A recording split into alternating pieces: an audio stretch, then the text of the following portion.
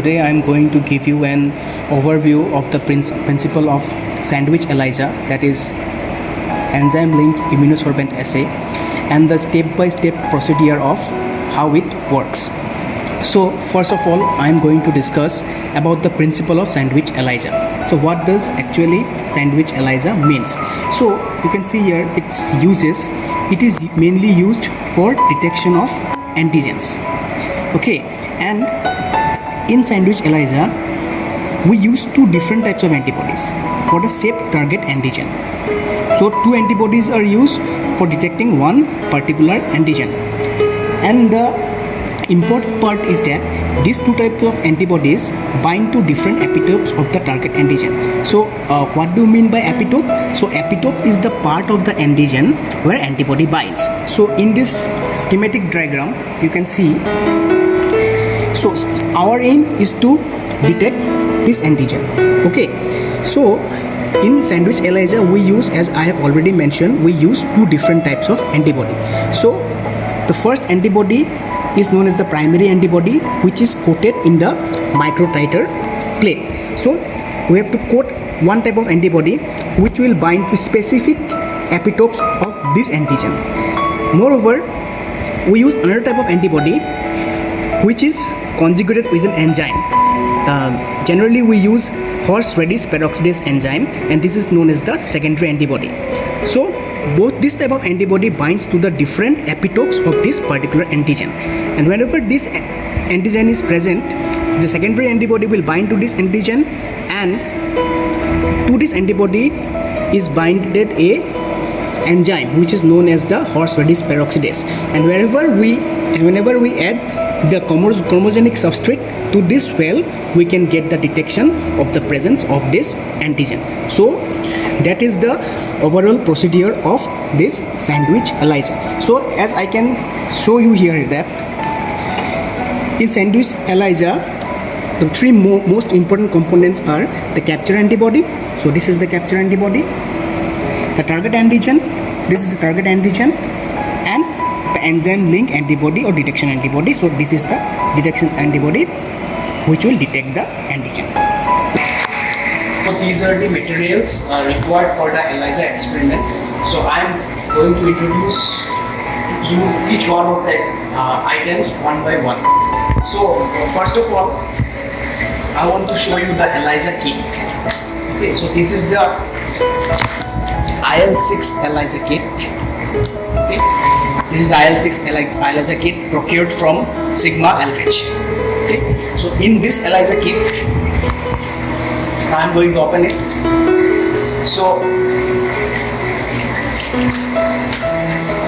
this is the microtiter plate that is coated with the capture antibodies. So this is the plate where the capture antibodies are coated. Okay, so this is the plate. This is the sealer, because when we have to shake the plate inside the shaker, we have to seal the plate with this sealer. Okay, so this is the sealer. And now I am going to show you the other components. So first, you have to keep all the components of the ELISA in ice. Okay, so this is diluent A. So this is primarily used to dilute the samples. Okay, diluent A is primarily used to dilute the samples. This is diluent B. Okay, the working concentration of diluent A and B is both 1x. Okay, so in diluent B we used to dilute the standards and the bioattenuated detection antibody, as well as the HRP streptavidin complex. This is the wash buffer. Okay, so we have to wash the plate after every step to remove the excess amount of antibodies and the samples, antigens.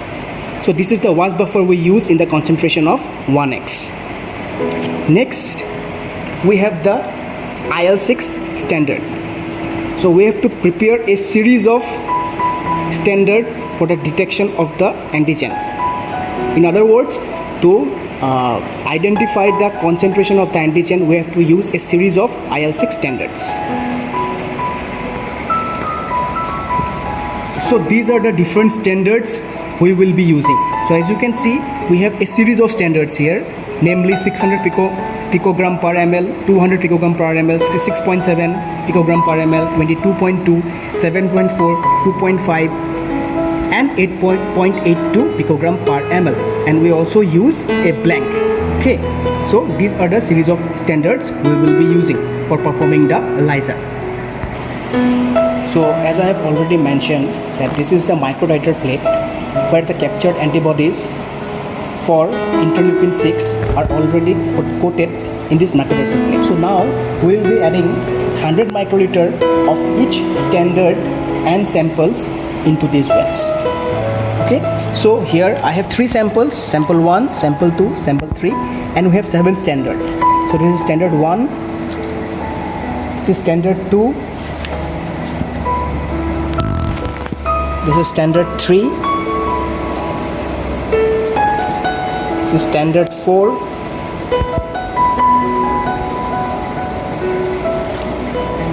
standard 5,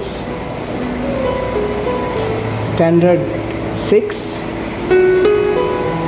and standard 7, and we have a blank.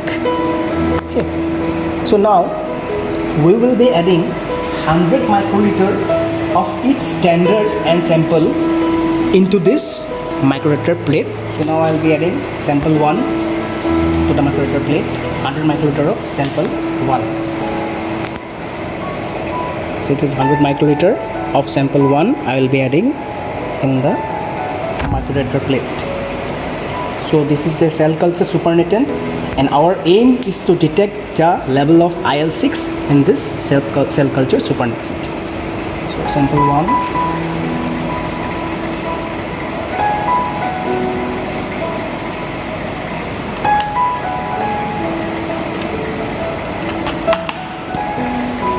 This is sample 2, 100 microliter of sample 2.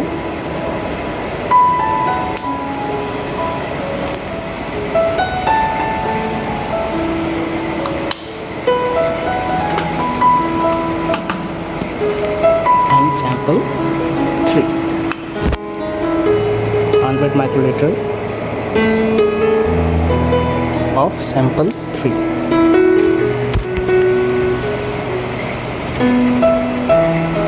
So we have added the 3 samples into different wells of the microliter plate. Now our next step is to add the standards into the other wells.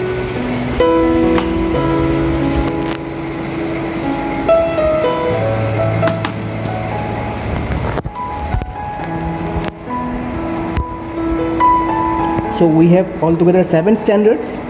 So I'll be adding the standards one by one into the microliter plate. So this is standard 1,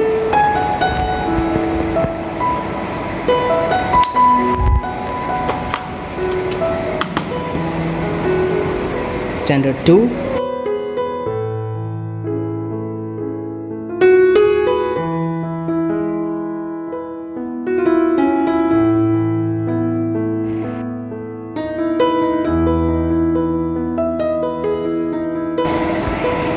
so after adding both the standard and the samples into the wells, now we will have to seal the wells with this sealer, because the sealer is needed, because when we will be incubating the plate in the shaker, the samples may spill. So we will have to cover the wells with this plate sealer. So it is kind of a plastic cover. We'll have to open it very carefully.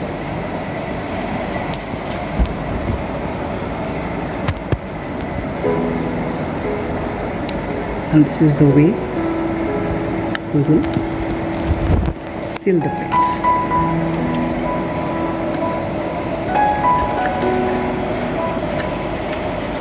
So you will have to be very careful so that the samples do not spill. Okay, so you can cut the remaining part.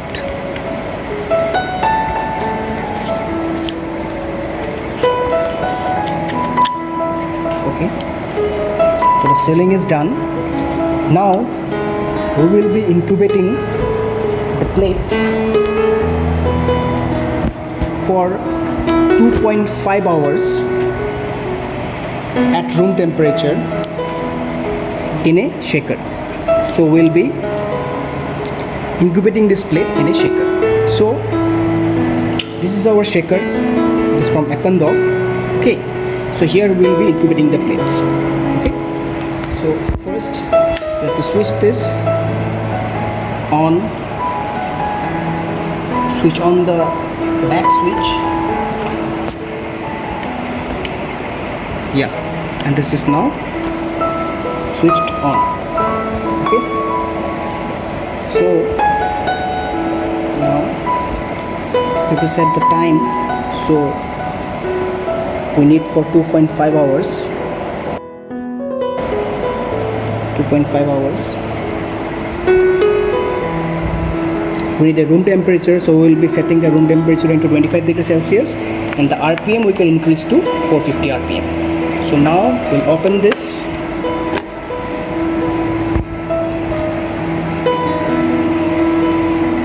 This is the plate. We will be loading the plate into the shaker. Okay, the plate has been loaded. Now just start the machine. So it will run for around 2.5 hours. So I have just opened it and I have just shown it for demo. We'll stop this and we'll cover the machine. Okay, now we can start the machine, and the timer is on and it will run for around 2.5 hours.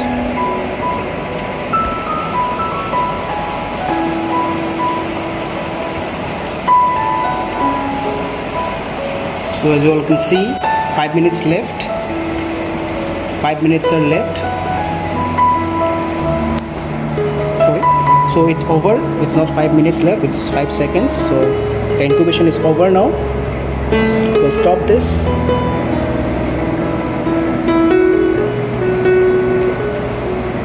Open it. The incubation is done. Okay. Now we'll take the plates. We'll take out the plate.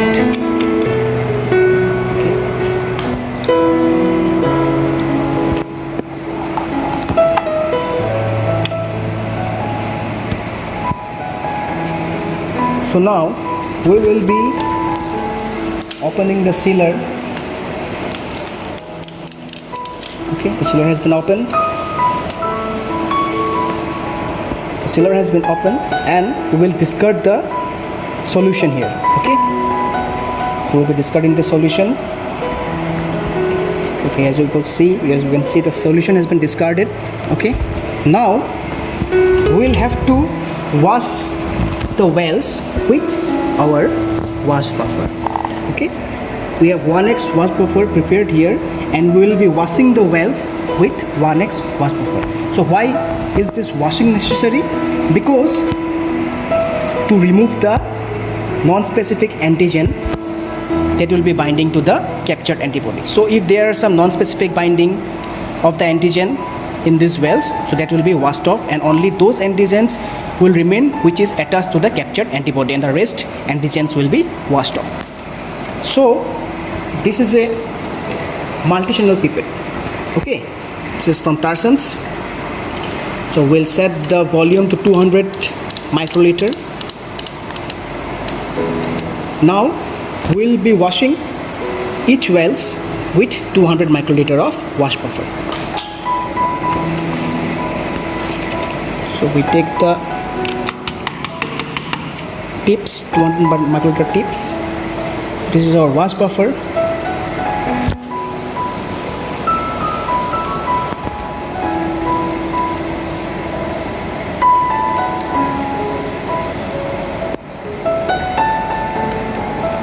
Okay, so the wash buffer has been added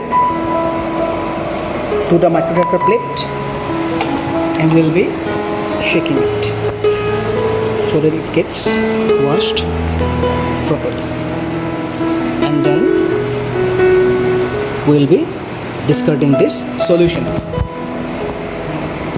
So after discarding the solution of the wash buffer, we'll be adding the wash buffer again for a total of 3 times. So this washing step will continue for 3 to 4 times. Okay. So in the video I have shown only 2 times, but you have to wash the plates for at least 3 times. You have to wash it this way, and then you will discard the solution again. So we'll be discarding it. The wash solution has been discarded. The wash has been completed for 4 times, and now we'll be tapping out the excess of solution that has been left in the wells. So we'll be tapping out the excess wash buffer that is left in the microdried plate. So you have to tap it properly so that it is completely dry. So the excess liquid left in the microdried plate will be sucked off by vacuum. So this is our vacuum system, and I have switched it on, and we will be sucking out the leftover liquid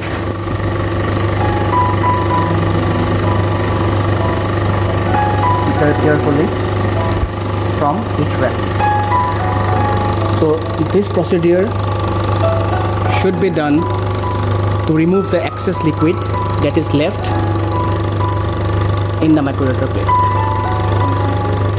So this process you can repeat for a minimum of 2 times. So the plate is now completely dried. There is no wash buffer left inside the wells. So after vacuum drying the plates, our next step is to add the biotin-related detection antibody. So our biotin-related detection antibody, its concentration is 1x, and now we'll be adding 1x of biotin-related detection antibody to each well, so that the antibody binds to specific epitope of the antigen. Okay, so now we'll be adding the biotin-related detection antibody. So we have already prepared the 1x biotin-related detection antibody. Okay, now we'll be adding 100 microliter of each detection antibody in each well. So this is an automatic pipette. Okay, so here we'll be setting the volume to 100 microliter. Okay, so here I have clicked the edit button, and the volume is set to 100 microliter. Okay, so now we'll be adding 100 microliter of 1x detection antibody to each well of the microdried plate.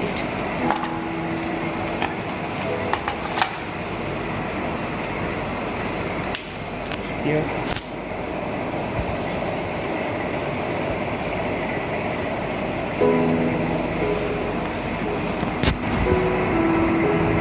So in the first 3 well we have the samples. Here first standard, second, third, fourth standard, fifth, sixth standard, seventh standard, and at last the blank.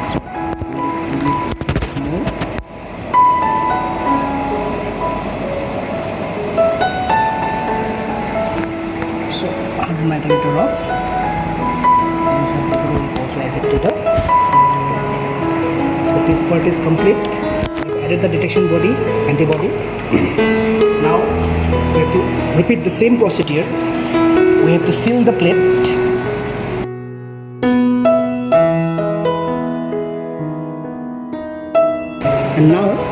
we will repeat the same shaking process in the plate shaker. So now we will be setting the time to 1 hour. Okay. So when we added the samples and the standard, the time we have set was 2.5 hours. But when we add the detection antibody, we will be incubating the detection antibody for 1 hour. So this is 1 hour. Okay. Cover the plate shaker. Okay. And start the run. As you can see, the plate is in the shaker. Incubation is complete. So now we'll take out the plate. We'll remove the sealer. So after removing the sealer carefully, we'll be discarding the solution. Okay, so the detection antibody we'll be discarding it very carefully. Okay. Now again we have to wash each well with the wash buffer. So why we need to wash each well with the wash buffer? So any unbound detection antibody that is binding with the antigen, or any non-specific binding of the detection antibody or with the antigen, will be washed off with the wash buffer. So only the specific detection antibody which is bind to the antigen will remain, and all the unnecessary binding, the non-specific binding, will be washed off.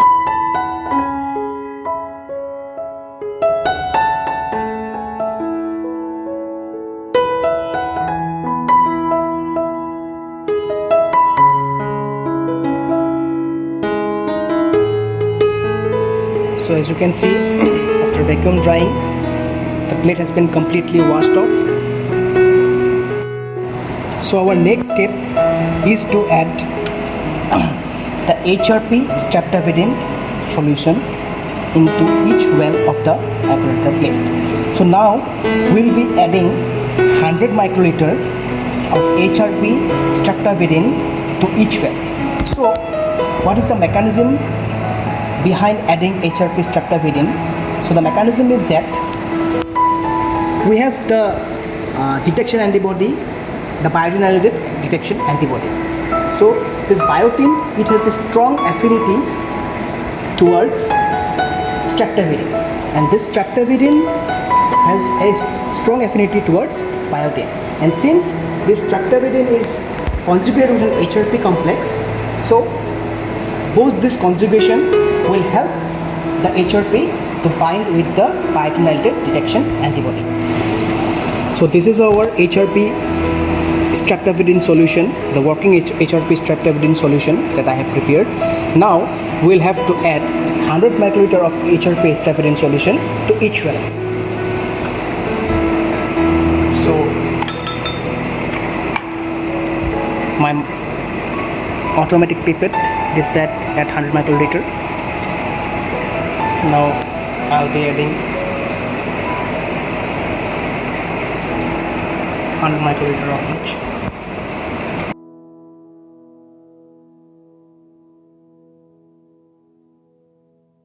So as you can see, I have added 100 microliter of streptavidin HRP solution to the samples as well as the standards.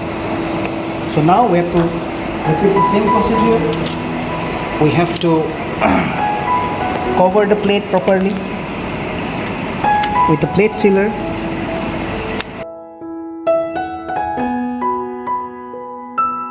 Now we'll have to incubate it again in the plate shaker. And now we have to set the time to 45 minutes to 1 hour, for around 45 minutes at room temperature. So let's start the run. 45 minutes is over. Now we'll take the plates again.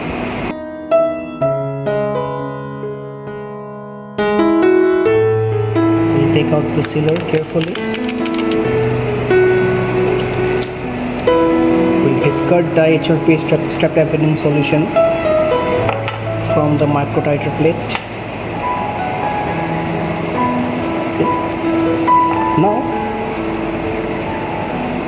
we'll again have a wash for 3 to 4 times with the wash buffer.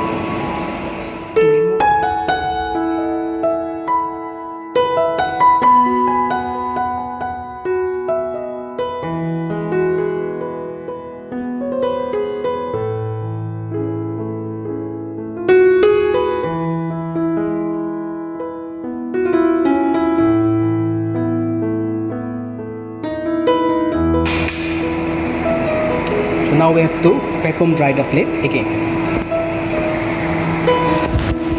So I have vacuum dried the plate. Okay, it has been dried completely. Now, so we'll be adding hard material.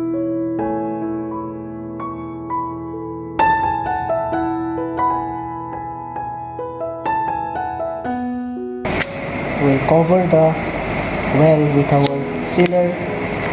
So now we'll incubate it for minimum of 30 minutes in dark. Okay.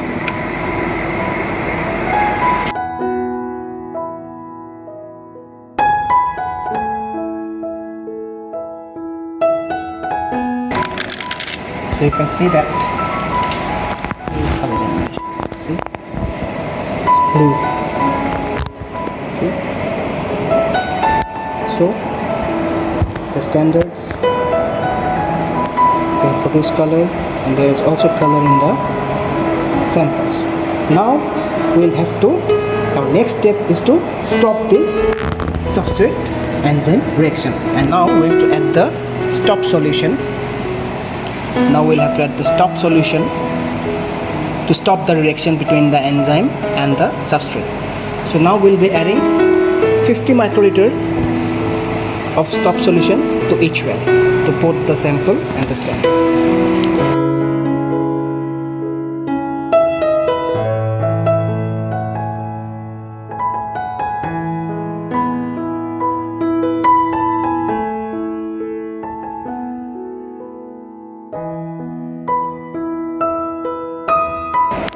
Now as you can see, after adding this stop solution, the solution turns yellow. That means the reaction between the enzyme and the substrate has been stopped. So our next step is to read the plate at 450 nanometer wavelength in a plate reader.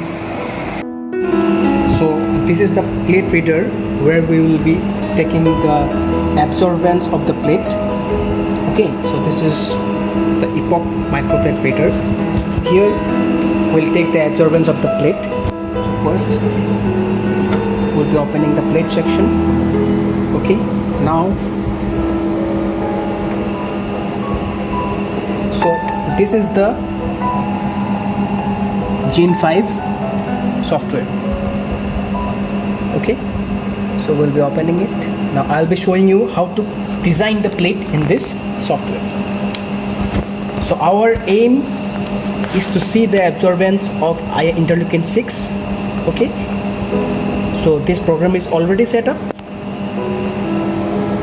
or we can set the program if we want. So I will show you how to set the program. Okay, so first you open new. So after opening the new plate, we go to the read option. Okay, you have to enter the, select the absorbance. Okay, endpoint kind, endpoint. Okay, optics type, we choose monochrometers. So the wavelength in which we need to take the absorbance is around 450 nanometer. Okay, so it is already set 450 nanometer. Now we will have to select the plates. So click in the full plate. Okay, we need these two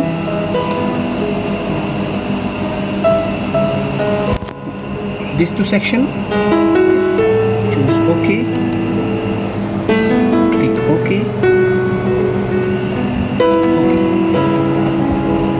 Now you cancel this.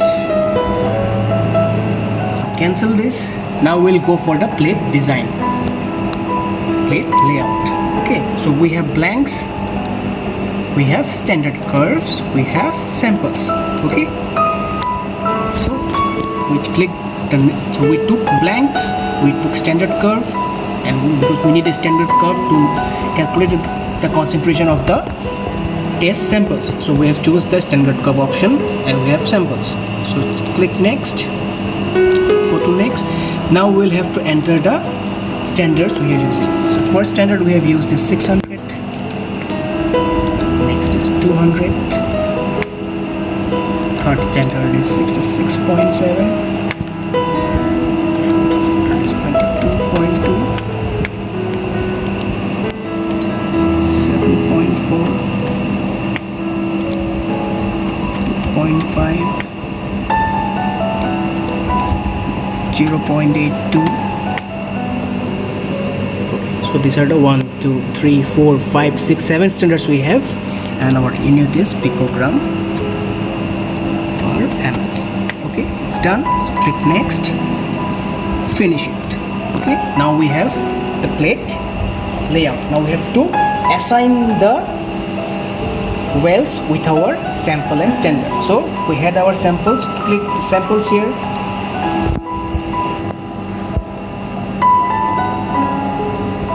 We have 3 samples, sample 1, sample 2 and sample 3. Okay, and we have standards, so we click the standard here, and this is our plate. So our plate has been designed. We have 3 samples, we have 7 standards with a blank. Now we'll go for the reading. So we'll click the OK button. This is the read button, read new, read it. Now place the plate on the carrier. Now we have to place the plate. This is our plate.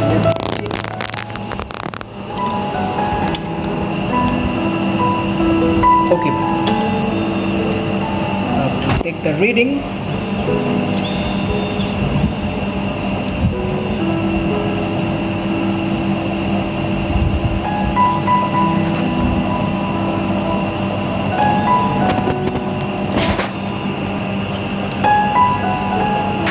So we have got the absorbance of our unknown samples. You can see here, this is the concentration. So we have the individual concentration of each samples, and we have the concentration of each standard along with the blank. So as there is no target protein in the blank, so its absorbance concentration is 0. Others we have the required concentrations. This is our standard curve. Okay, with an R value of 0.983, so which is pretty well. So this is how the concentration of our samples and our standards are calculated, and we can see the level of IL-6, interleukin 6 in each standards and samples. This is our standard curve from which we have calculated the concentration of our unknown test samples. So this is it. And in addition, I would like to mention that you may have some questions regarding the generation of the standard curve. So how this standard curve is produced? So this is done by the software itself. Okay, the software takes the concentration of each standard and it plots its absorbance against the concentration, and thus the standard curve is generated. So it is automatically generated by the software, and from this standard curve we get the concentration of our unknown samples. So this is it. I hope you have understood the basics of sandwich ELISA in this short demonstration, and thank you for your time. Thank you.